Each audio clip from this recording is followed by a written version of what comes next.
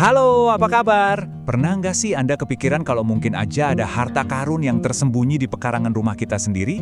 Nah, hari ini saya mau cerita sedikit tentang sesuatu yang sering banget kita anggap sepele, tapi ternyata nilainya luar biasa. Coba deh, perhatikan tanaman ini. Kelihatannya familiar banget kan? Mungkin Anda sering lihat dia tumbuh liar gitu aja, di sela-sela pot, di retakan tembok, atau di pojokan halaman yang agak lembab. Kalau boleh jujur ya, saya itu selama ini nganggap dia nggak lebih dari sekedar gulma, rumput liar, tanaman yang yaudah tumbuh gitu aja dan seringnya langsung saya cabut, buang, tanpa pikir panjang. Ya, jadi ini adalah cerita tentang sebuah gulma yang dulu sering saya abaikan. Tapi ternyata, di balik penampilannya yang sederhana itu, banyak banget hal yang saya belum tahu. Oke, kita kenalan dulu ya. Namanya itu sirih Cina. Nama latinnya Peperomia pellucida. Gampang banget kok ngenalinnya. Lihat aja daunnya, bentuknya kayak hati, terus mengkilap. Batangnya juga lunak, kalau dipatahin tuh berair. Ya seringnya sih dianggap gulma, padahal lebih dari itu. Nah, sekarang ayo kita coba bedah lebih dalam. Kalau kita berhenti ngelihat dia sebagai gulma dan mulai melirik apa sih yang ada di dalamnya, disitulah harta karun yang sebenarnya mulai kelihatan. Ini dia nih yang bikin sirih Cina itu spesial banget.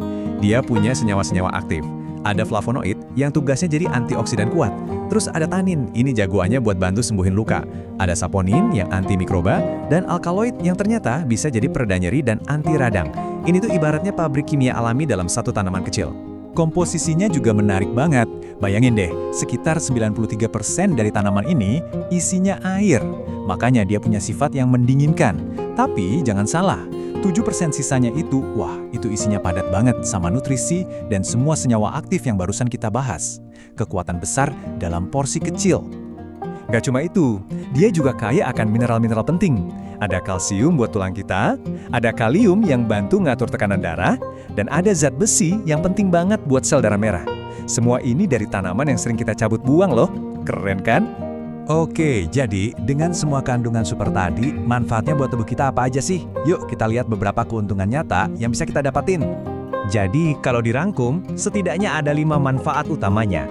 Dia bisa bantu meredakan nyeri sendi kayak asam urat dan rematik. Bisa juga menenangkan masalah pencernaan, bantu ngatasin jerawat, melegakan batuk pilek, bahkan sampai mendukung fungsi ginjal. Luar biasa ya. Nah, dari semua manfaat tadi, yang paling terkenal dan paling banyak dipakai dari zaman dulu itu ya kemampuannya buat ngobatin asam urat, rematik, sama pegel-pegel. Ingat kan senyawa alkaloid yang tadi kita bahas? Nah, sifat anti radang dari senyawa itulah yang bekerja sangat efektif buat masalah-masalah persendian. Sekarang kita udah tahu manfaatnya. Pertanyaan selanjutnya, gimana cara ngolahnya? Tenang, ternyata gampang banget dan praktis. Kita lihat beberapa caranya yuk. Cara yang paling umum dan paling gampang itu ya direbus. Cukup ambil aja sekitar 30 gram daun segarnya, cuci bersih, terus rebus pakai 300 ml air. Masak terus sampai airnya sisa setengahnya. Kalau udah, saring terus minum deh selagi hangat. Simple banget. Tapi nggak cuma direbus aja loh, Anda juga bisa makan langsung. Daun sama batangnya yang masih segar itu bisa dijadiin lalapan atau dicampur di salad. Atau kalau lebih suka yang matang, bisa ditumis aja kayak sayuran biasa. Mungkin pakai telur atau ikan. Rasanya cukup segar kok. Bisa juga buat pemakaian luar, misalnya nih buat ngatasin pegel-pegel atau jerawat. Caranya juga gampang banget, cukup tumbuk aja daunnya sampai halus, sampai jadi kayak pasta, terus tinggal ditempelin ke area yang butuh. Ini metode tapal yang tradisional tapi manjur. Eits, tapi tunggu dulu. Sebelum langsung coba-coba, ada beberapa hal penting yang perlu dan wajib untuk diperhatikan. Karena meskipun alami, bukan berarti kita bisa sembarangan. Kalau konsumsinya berlebihan, bagi sebagian orang bisa jadi ada efek samping ringan, misalnya kayak sedikit pusing, mual, atau mungkin reaksi alergi kayak gatal-gatal di kulit. Jadi, kuncinya adalah secukupnya aja, dan coba perhatikan reaksi tubuh Anda. Dan tentu saja, ini yang paling penting. Kalau Anda punya kondisi kesehatan tertentu atau lagi minum obat dari dokter, sangat disarankan untuk konsultasi dulu. Keamanan itu nomor 1.